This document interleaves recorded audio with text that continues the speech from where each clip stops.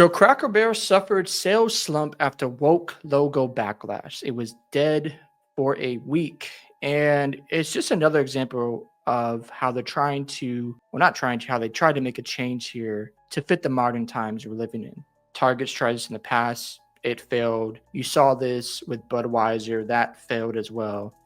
And Cracker Barrel thought, well, let's change our logo. Well, they got a ton of backlash. When you see this get reported, it shows you that woke stuff people are not signing up for. It's not selling and people don't want to get on board. Not to say they were trying to push towards that, but you could assume why conservatives felt the way they felt because, like, you know what? I'm used to it being this way.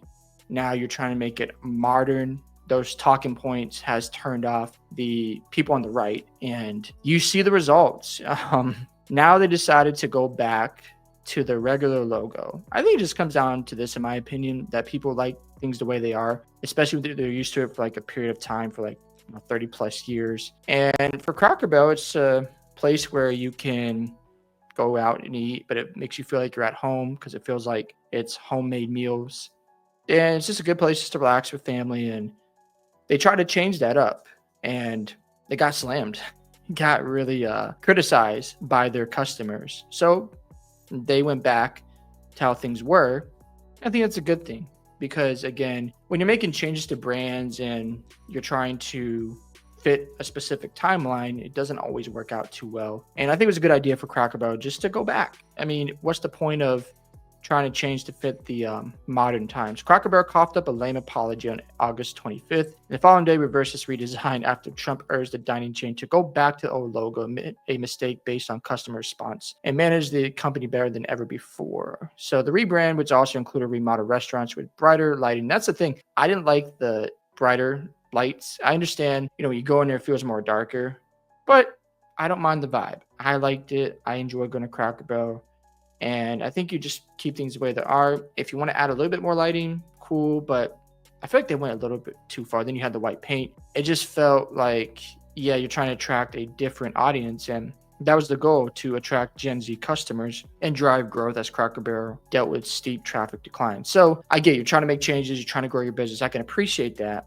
But there has to be another way. And when you see all these other companies like a Target or Budweiser rebranding things to fit a specific audience where it doesn't represent the majority of people, it doesn't work out. Whether they meant to do it or not, it's up for interpretation. But that's how some people are going to think about, the change in logo. As you see, they removed Uncle Herschel from the picture, and people just didn't like it. So again, it's just another example of, like, some people enjoy the way things are, and when you mess around with it, they give you backlash. And now they're back to the way it was before. People came in and I got phone calls, said Dwight, a manager at Cracker Barrel nearby Marietta, who has worked for the chain for 22 years, a long time. Oh, people do care about the brand. They were very passionate. And that's the thing. When you're used to a brand and you have a huge support who is used to certain things a specific way, some changes specifically to a logo doesn't benefit your customers. And that's what happened here. And I understand that some people were like, okay, why are we trying to cater to the right? I don't think it's just to the right. I think people in general just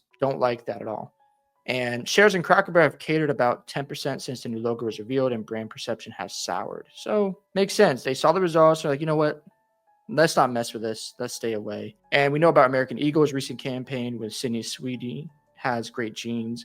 And that's been a crazy situation going on with Sydney Sweeney. And, people are upset with what she said. And it's just a back and forth in culture. And again, it's another example of why people just don't want too many changes with things they're used to. And when you're trying to appear woke, and I don't think Cracker Barrel meant that, in my opinion. You can say they did. That's up for your interpretation. As you saw, that they're trying to attract, the Gen Z customers. They just probably they obviously went about it the wrong way. Changing the entire brand, like, all right, you didn't have to do that. And I get, like, making it lighter. I totally understand that. Just feel like they leaned too much into that appearance, and they faced a lot of time. And as a result, they faced a ton of backlash, and now they're going back to the way it was. Hope you guys enjoyed this video today. I'd love to hear your thoughts about this entire situation at Cracker Barrel, bending the knee to their customers. And do you agree with going back to the old logo? Do you disagree? Love to hear your thoughts. Don't forget to like and subscribe to the channel, and I'll catch you guys in the next one.